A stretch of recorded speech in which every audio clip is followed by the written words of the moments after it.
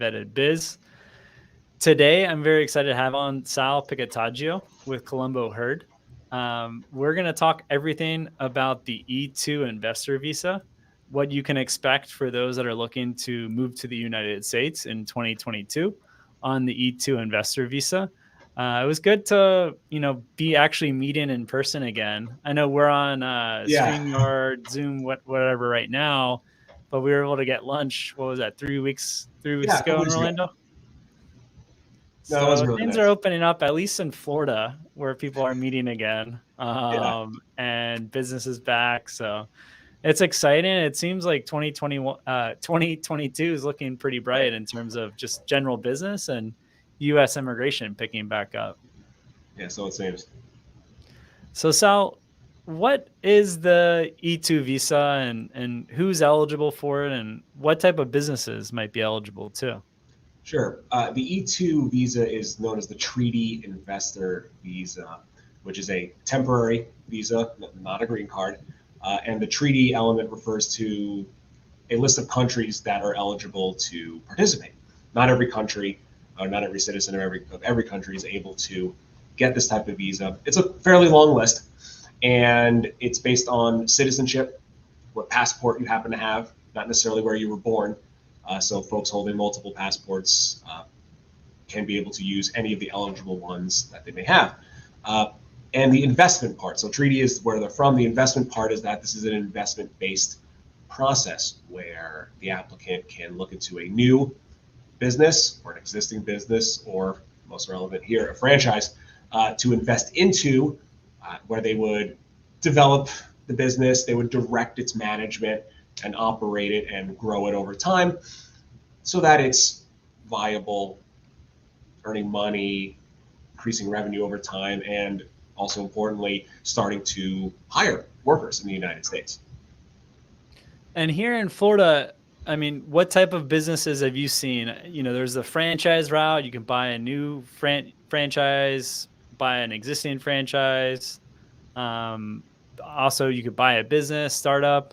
Are there any kind of industries that you've seen more of your clients trending to for their E2 investor visa?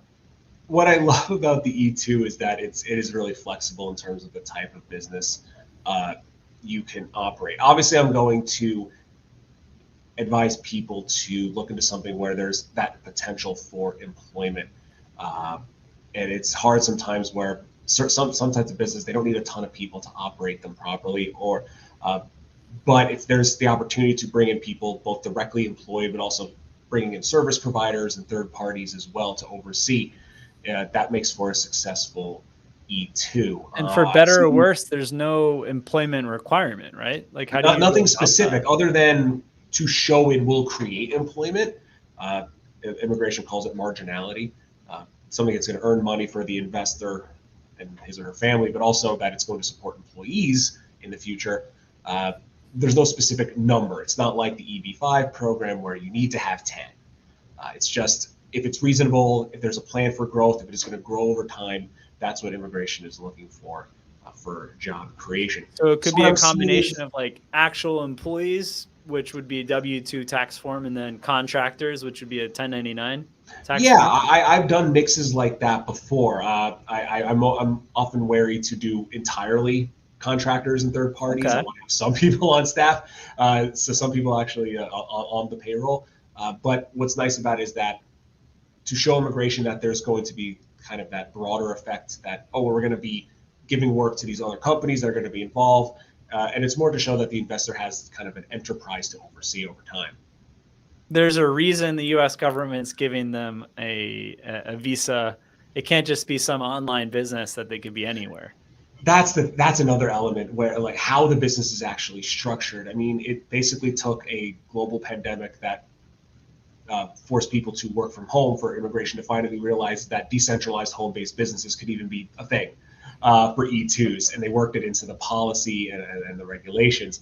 Because before that, trying to do something that was decentralized without like an office was really, really hard to do because, well, how could you possibly run a business when you're not with people? Like what year do you think email, phone? I mean, it's not like, when do you think these businesses are being operated? I mean, I've been doing this 10 years and for much longer than that, remote-based businesses. I mean, email's been around for quite a while. People have been able to do this. So it finally took that, and that's now being better. But for example, one of the random requirements you see on all the lists and all the consulates posts is send us photos of your office. Like, okay, but what if we don't really have offices? But Yeah, I mean, it seems better. like it's a lot of things are antiquated, but there's been some, I guess, some minor changes where you can, I that's guess, been one thing. technically not have an office, but it's probably better, right, visually to have some, even like a Regis office that you have. Got to play the game with that. I mean, there are the requirements there. You want to make sure you're hitting all the points of eligibility, even if it's not it doesn't make the most sense for the way you want to operate your business. It's just it's part of any dealing in any system with regulations related to the business itself. But now it's also trying to support an immigration process. If you're operating a business that required certain licenses for certain materials you're using or equipment you're using, you got to go get those licenses. And just kind of think about that as a license for the business operator to exist in the United States. You got to follow those rules. It's well said. So imagine if it's a franchise, they can work with us or they can work directly with the franchisor. But imagine someone's working with Visa franchise. We've explored all these different options. They found a franchise they want to invest in. They've invested the capital.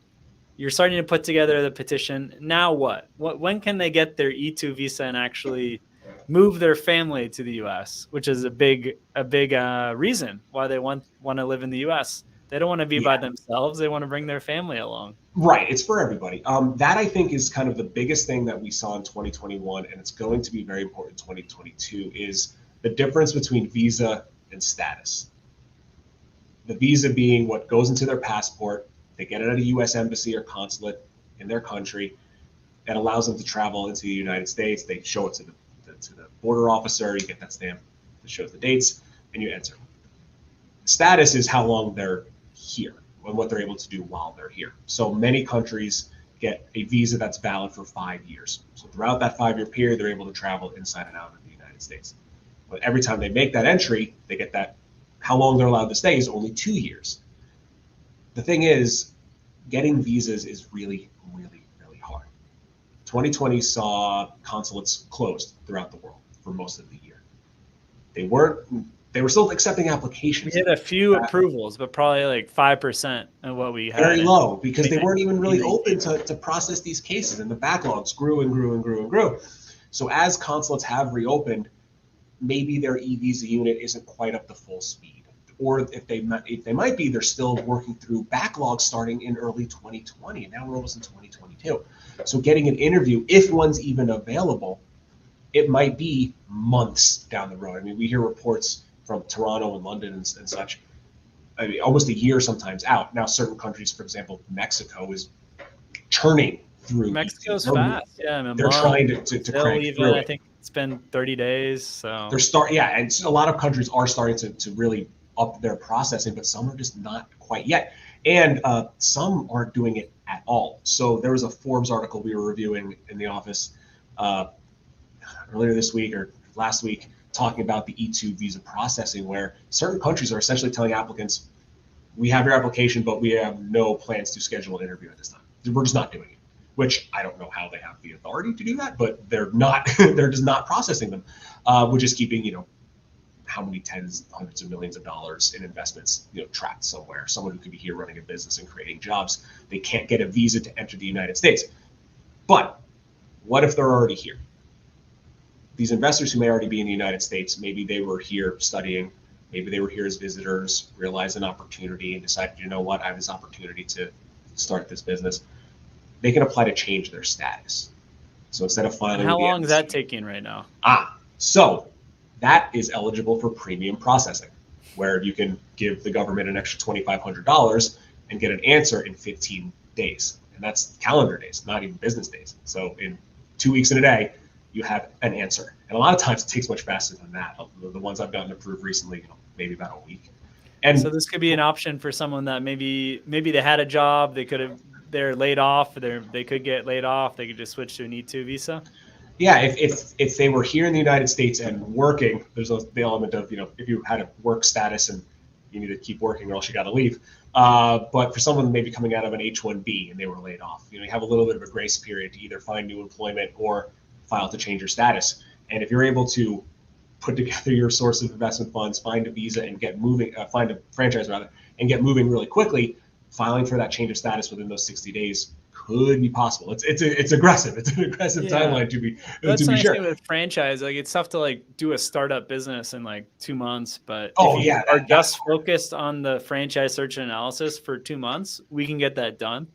Buying a business, I do like that option, but it can take a while. I mean, after doing the due diligence, a lot of people aren't paying taxes or paying their employees in cash. due diligence is really hard with the existing businesses, especially when I look at those sheets where they do the kind of the summary of the numbers and they all end at 000. It's like that's not possible. Or like it'll That be can't like be a a thing. business that has 10K in profit, but there's like owner add backs of like 60K. And it's just like, what is It's that? Like, you're running your life. sometimes with existing businesses, it's funky. And what's interesting about going the franchise route, if you're starting a new franchise, in the eyes of like a business, it's just the next location of an established business. In the eyes of immigration, it's still considered a new investment. It's the investor's new venture, even though it might be the 58th Crumble Cookies in Central Florida, which is a rough approximation with how many of those have opened in Central Florida. My gosh, don't get me wrong, I love That's them. a great franchise. Unfortunately, they're not taking on E2 visa investors. We've asked them a few times.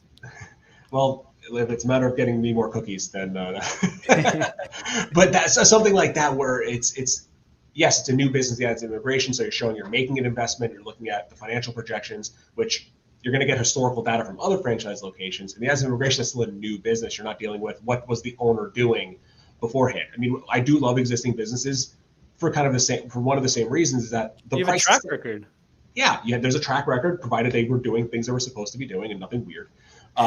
And the price is set because in E2 investment, we didn't mention this earlier, I don't think, but there's no set investment either. Yeah, substantial investment, which means however much it's supposed to cost, you should invest most, if not all of that.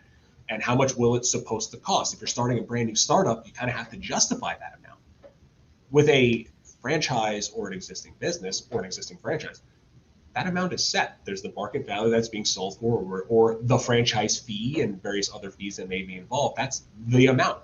And if the franchisor says it's X dollars, there you go. You're showing you spent that amount of money and you've done it. Yeah, with startups, I mean, it's almost better like say like maybe one, if you're married, one spouse has a startup, the other one has like an anchor franchise that actually justifies the investment. Because like from personal experience, my brother and I started Visa franchise 6-7 years back. I think we each invested 20K, and it was able to break even, start paying dividends out. So I don't know if a 40K investment would meet, like, I don't think a consulate officer is going to like that. I know people do get approved for sub 100K. Everyone knows somebody who got that E2 visa for $35,000. That's definitely an exception. Most folks are hovering around that $100,000 mark, if not more. It's just that's kind of what these officers are kind of looking for, both here in the U.S. and at the consulates around the world. That's what they're comfortable with. If you're the lower you go, the more justification you're going to have to provide. But if you're doing a very service-based business, I mean, not a lot of office space required. What, a couple of laptops and some online services you got to pay for. I mean, low overhead type businesses are a thing, but now you're justifying to immigration. Why is this a worthwhile investment? What is the return going to be? What is the growth going to be? What is the impact going to be of that? You have to start justifying it a little more. So imagine someone's found their business. They're super excited about the business. They've invested. It comes time to apply. Some of our clients have dual nationality. Probably over half of our clients, they have some passport. They're living somewhere else. So I imagine that gives a little bit of optionality to see what consulate's going to process faster. How do you deal with those type of clients? Other than that, the regulations are kind of weird about what they call consulate shopping or forum shopping, where hey, you have to have some tie to the business, or sorry, to the country. What I'm seeing with people with multiple passports, it's usually because one of them doesn't count towards the visa, like the Brazilians and Italians, where a Brazilian passport is not going to help you. Your Italian passport will, because Italy's on the list, Brazil isn't. And the Brazilians are applying in Brazil. So a Brazilian investor with an Italian passport is applying as an Italian, but in Rio. And there's hundreds of E2 visa approvals with Brazilians and Venezuelans. Tons. I mean, maybe And not in actually, 2020, definitely not in 2020, but going back years, it was like yeah, that has 200 always plus been the thing. approvals. And I actually spoke with someone recently who has residency in Mexico, but they're a British citizen. So they used the fact that they had their Mexican passport and was able to do it in Mexico, avoiding what is usually a very lengthy process in London. London is Oh a yeah. huge E2 visa consulate, but they take their time and they're backlogged. But Mexico is flying through them, so he was able to do it there. He's able And to. it's interesting, like, to see the difference in the consulates. Like Buenos Aires, for some reason or another, seems a lot more difficult than Mexico City, where they're processing more E2s. Even within the same country, different locations will have slightly different procedures. Like between Rio and Sao Paulo, I know we keep using Brazil as an example. Yeah. Between Rio and Sao Paulo, one location is cool with submitting all the documentation electronically by email. The other one wants you to bring it to the biometrics appointment and drop it off. Don't ask me which one was which, I forget. But the point is, one does one and one does the other, and they're all under the same embassy system.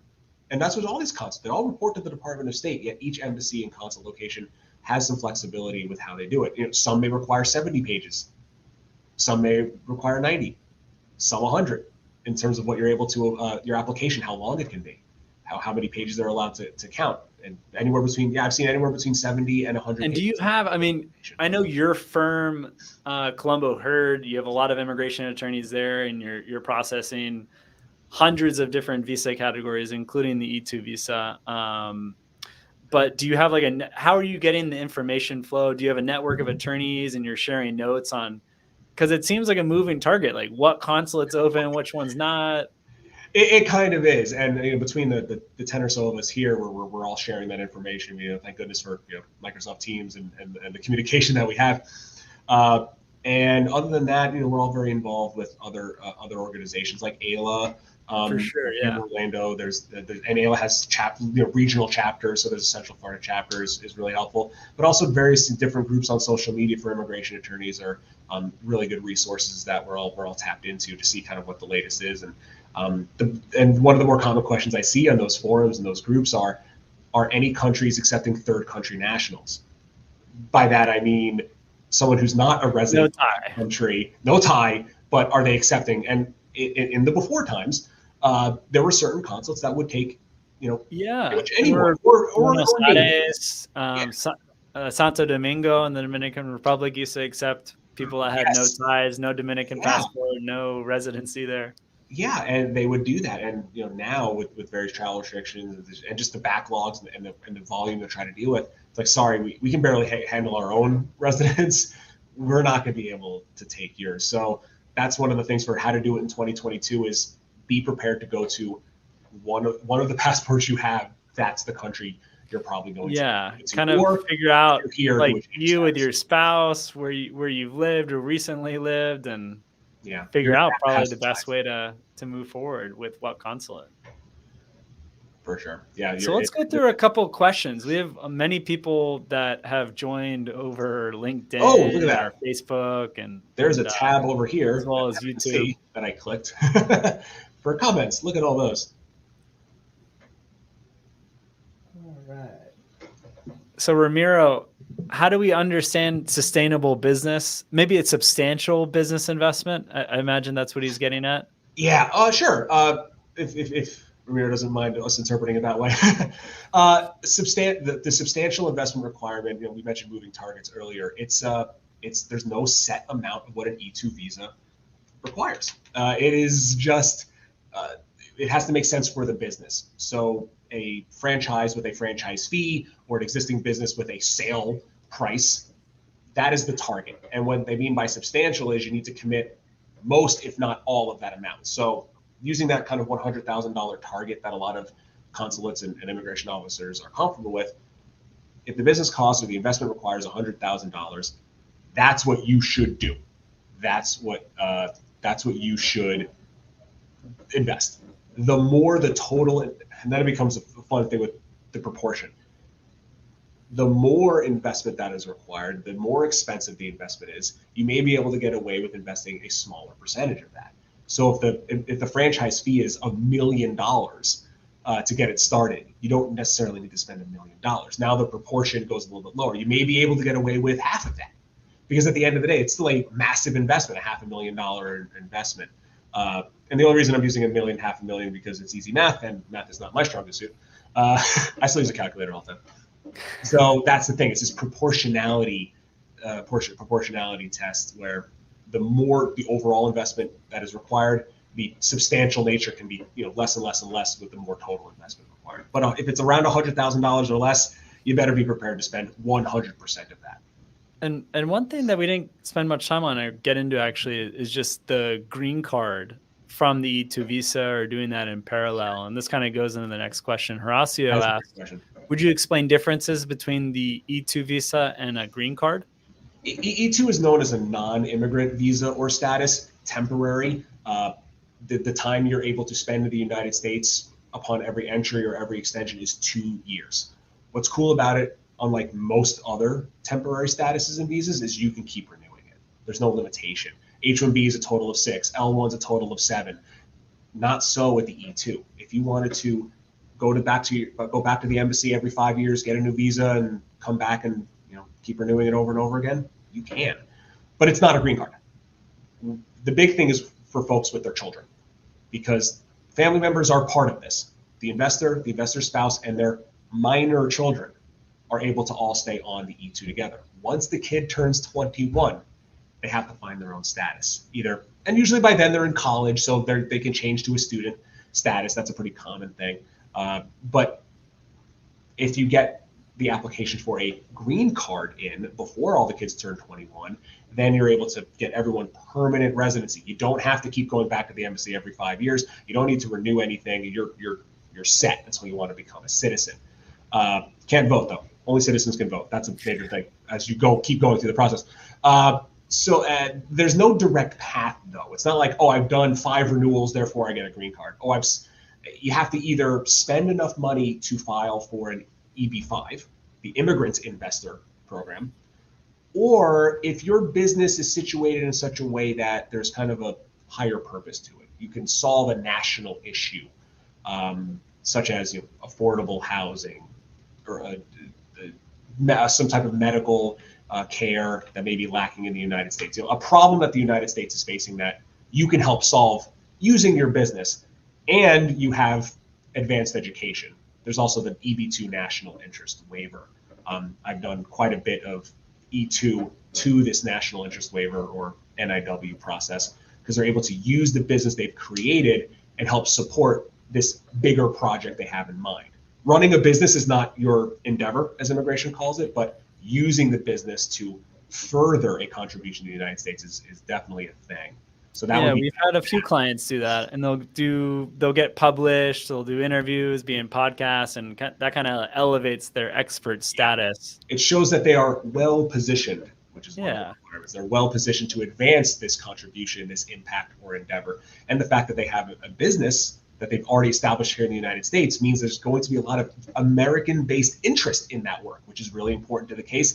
And they're self-employed, which means you're not taking away a job from a U.S. worker, because the national interest waiver is part of that EB-2 category, which traditionally is a U.S. company hires a foreign worker. You have to test the market. Are we paying them the right amount? Is there a U.S. worker who can take this position?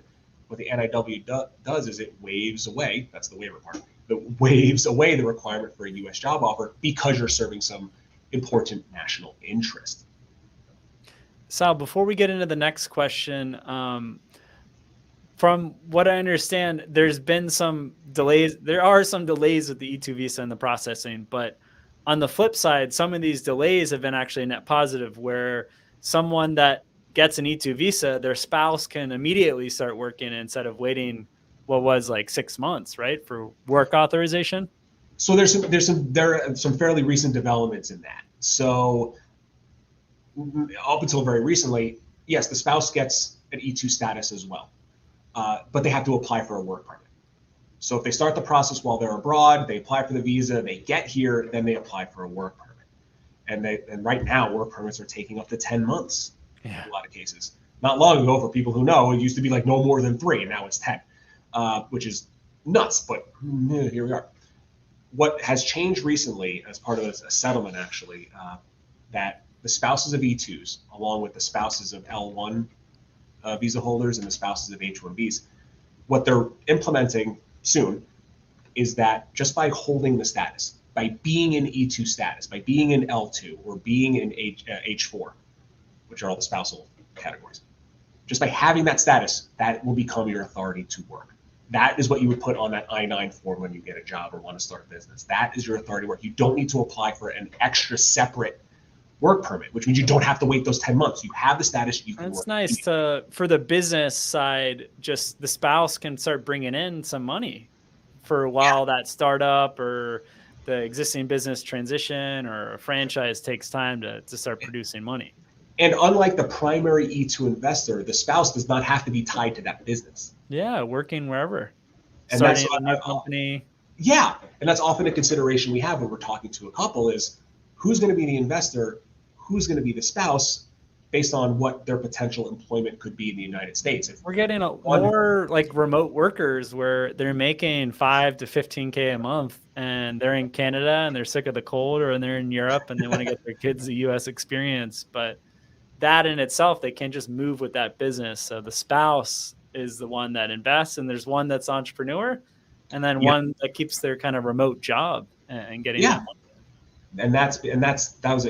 It's now much easier, and it's not fully implemented yet. We're still waiting on, I guess they're going to create a designation on the visa or on the entry itself to designate a spouse for a primary so that it can be used to prove that you have the authority to work. So there's some stuff still to be ironed out, but the policy has changed. I mean, that is the important thing, so that when you get that status, you're able to work immediately as the spouse. And that consideration is really important. Who actually wants to be tied to the E2 business and who wants to do some other things, whether it be entrepreneurial or they have a job offer, or just the nature of their work doesn't really tie to something entrepreneurial at all.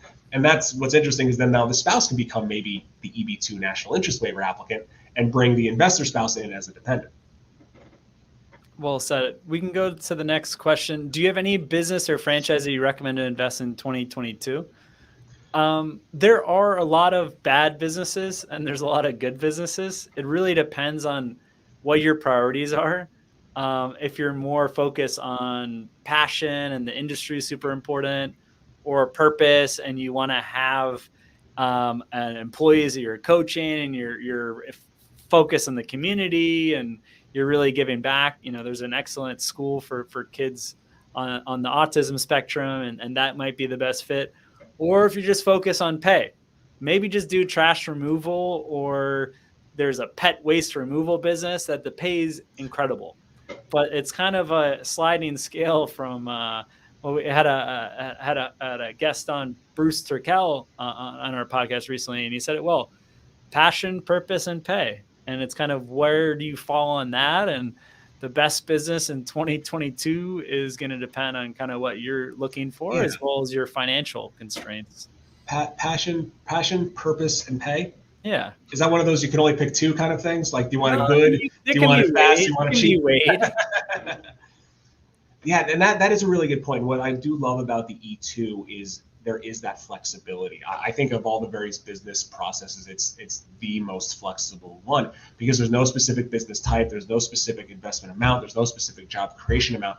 As long as it has the potential to earn enough to pay the investor and support the pay of employees over time, you can pretty much do whatever it is you want. Now, if you have a mind to do an EB5 down the road, when you know you're going to need 10 full-time people, a business that's more reliant on third parties and independent contractors may not be right for you. If you know you want to go into a national interest waiver and you have the educational background, something that is in line with what you do makes more sense. So if you come from, say, a medical background or a psychology background, and you want to get to that school for autistic children and make that part of your endeavor, that's a really good way to think about it. It has to kind of tie into what you want to do, if an NIW could be your path to a green card.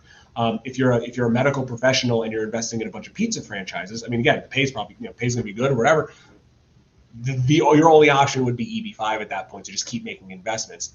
Doing an EB2 national interest waiver, I don't care how good the pizza is, it's not tied to your your background, and B, I mean, I don't think we have a national A problem pizza with shop here in Miami Beach, kind of an unrelated visa category, got an O1 special ability visa. It's pizza. called Mr. O1. This guy was so good at pizza, he got a special I mean, ability. if you are, yeah, and I that's think what's he fun about the was like O's and the literally the P's. best pizzoli, or I forget what it's called. Pizziolio, and again, you're talking to an Italian person. I don't even know.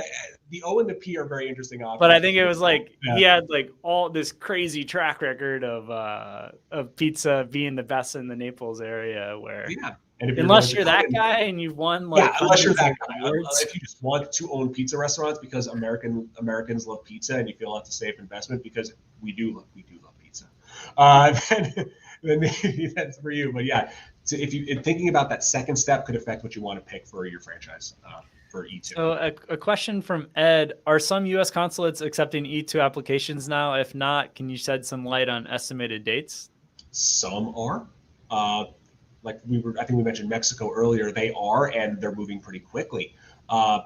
Some like Toronto and London are, but they're taking forever. It could be months before an appointment is available.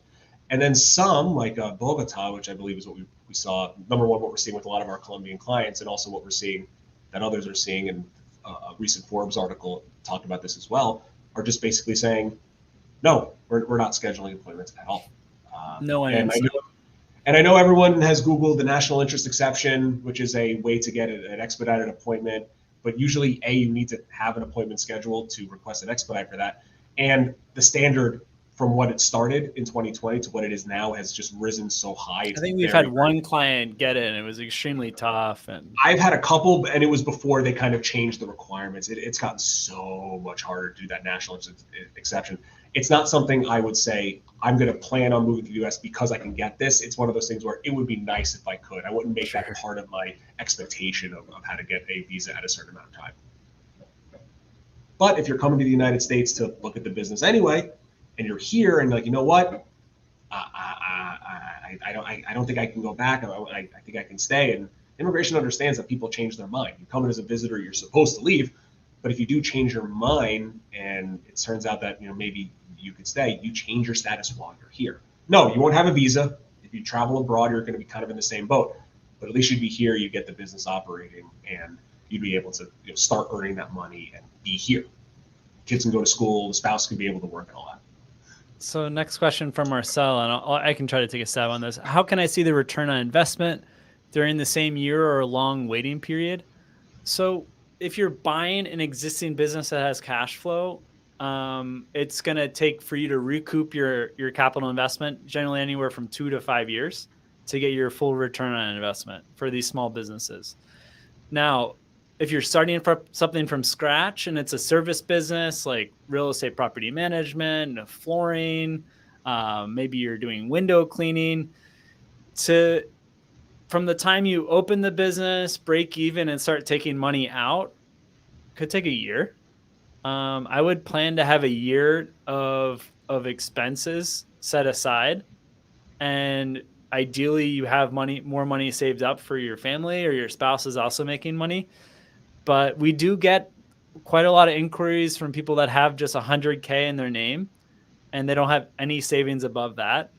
And yes, you can break even the first month open or the second month open, but don't plan on it. So the return on investment varies so much. The payback period varies a lot.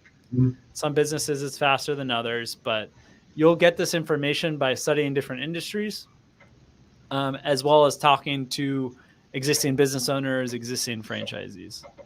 And on the immigration side, the requirement to break even is kind of tied with the marginality requirement. Does the business earn enough to support the investor and his or her family? But they look at it over that 5-year period. It doesn't have to be profitable in year one, but that you have that time to do it. So that's kind of like the immigration requirement versus you got to eat requirement. And that's what's interesting about the E2. You have to balance both. I need to run a business because I want to be successful, I want to earn money, I want to keep the lights on, but also it needs to support my immigration status. From Fahad, how much does it cost your services for the E2 visa? What are their costs? Are they like? So I don't think Saul or I are quote costs. I mean, every case is different. we do charge for initial consultation, but if you don't like it, I give the money back. It's $189. To date, we've never had anyone ask for their money back, but I've canceled the initial consultation early and just gave you the funds back. Yeah, but I those think we are the do costs next. you look into. It's going to be the cost you would have with Visa franchise and any other consultant you may have. The immigration attorney's fee is involved. A business plan usually is required, so a business plan writer will usually be necessary. You may need Corporate maybe franchise someone to, attorney.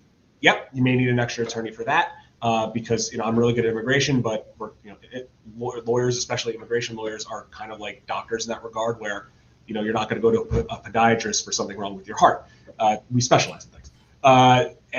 And accounting, maybe marketing costs, whatever you're going to do. Now, what's interesting about all these professional fees, that's all part of your investment.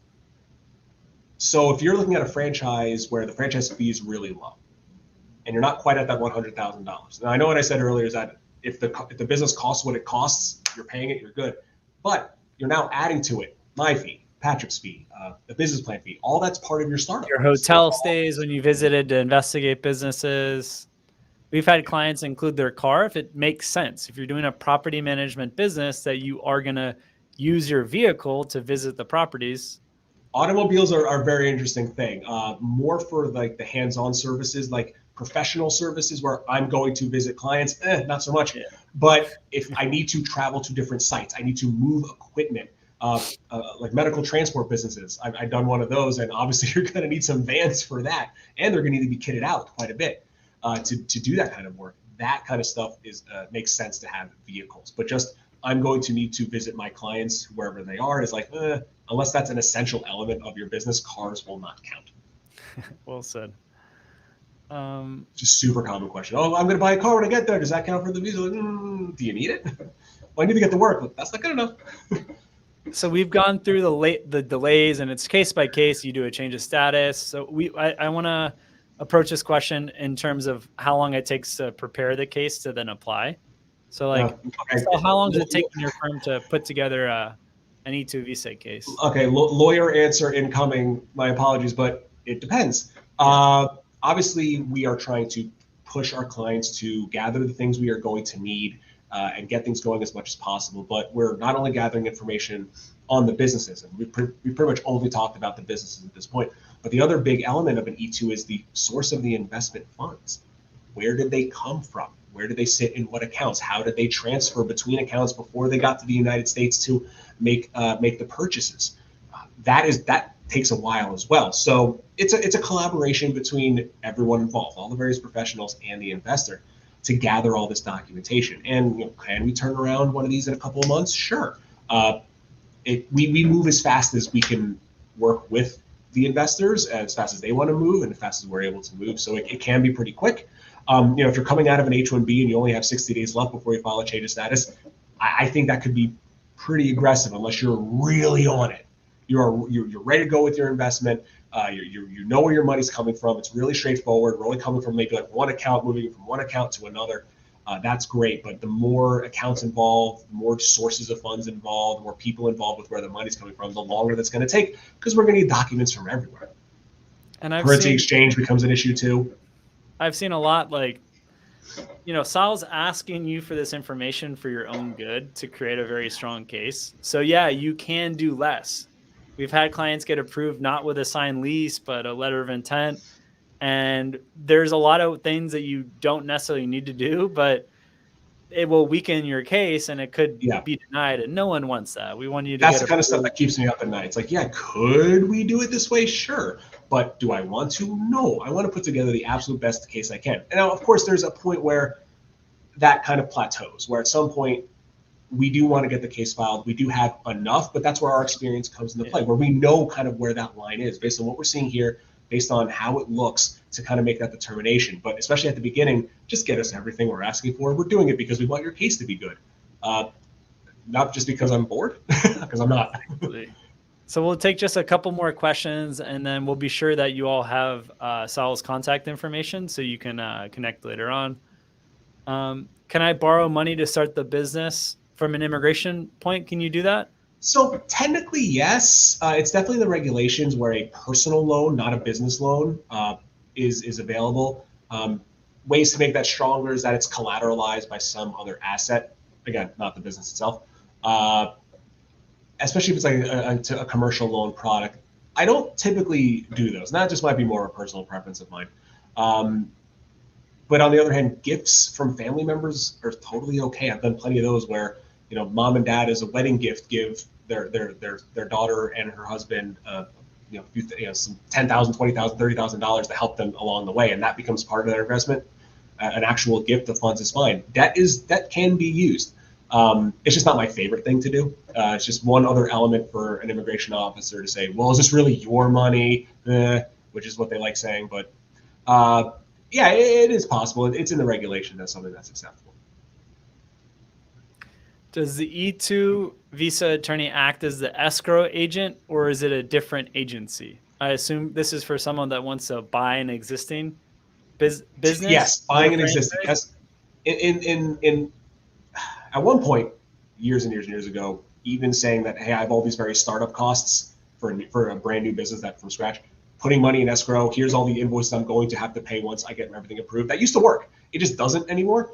But for existing businesses, that kind of purchase is okay. Typically, we don't hold the money in escrow. I mean, there may be immigration attorneys out there who do. Typically, we use an escrow agent. We use, another attorney, like a specialist, someone that just does that. Because they're going to draft up the escrow agreement anyway. They're going to ask that escrow agent to make sure that the qualifications are being met to release the funds. So we usually use another party for that. Great. Well, Saul, this has been awesome having you on. There was a lot of doubts with the E-2 visa from many of our prospective clients and people that are looking to apply for the E-2 visa next year. I'm glad you were able to go through a lot of those doubts and kind of just lay out what it looks like for 2022 so people can prepare appropriately. That sounds great. Yeah, definitely still a great process. And with the path to a green card, with the EB-5 program returning to $500,000, with the national interest waiver becoming a much more viable option over the last 4 or 5 years, the path to a green card out of an E-2 is as good as it's ever been. So it's a really good way to set up that path to permanent residency. Yeah, and we talked over lunch. We've been doing this for 6+ years now, my brother and I, and now we have 20+ employees. We haven't had many clients renew the E-2 visa after the 5-year term. Usually, if you're focused, working with your immigration attorney, you can get a green card. Yeah, you can find a way. You don't have to do the renewal. You find that next step. Perfect. Well, thanks again, Saul. It's been great. Thanks for having me, Patrick. I really appreciate it. Thanks, everybody, for listening, submitting good questions.